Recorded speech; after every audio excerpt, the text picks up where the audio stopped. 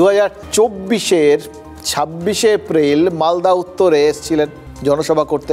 ভিড় দেখেছিলেন প্রচণ্ড। দেখে মোদি কি বলেছিলেন তার মনে হচ্ছে তিনি আগের জন্মে বাংলায় জন্মেছিলেন, পরের জন্মেও বাংলাতেই জন্মাতে চান। আগের জন্ম, পরের জন্ম, শর্টেড, বুঝে গেলাম। এই জন্মে তৃতীয়বার প্রধানমন্ত্রী পদে শপথ নিয়ে বারাণসী গিয়ে বলেছিলেন তার মনে হয় মা গঙ্গা তাকে দত্তক নিয়েছেন।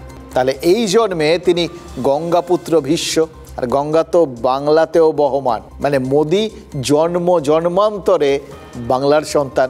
সেই সন্তান যদি বাংলায় এসে সভা করেন, রোড শো করেন, তাতে কার কি বলার আছে? আপত্তির কি আছে?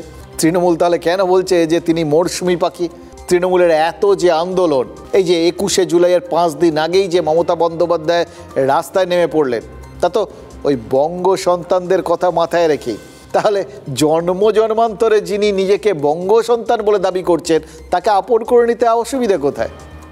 হতে পারে যে ভোটের আগে তৃণমূল ব্যানার ছাপালো মোদি যে আগের জন্মে বঙ্গ সন্তান ছিলেন তার বার্থ সার্টিফিকেট দিন, বা পরের জন্মে যে বাংলাতেই জন্মাবেন তার কোনো গ্রহণযোগ্য প্রমাণ পেশ করুন।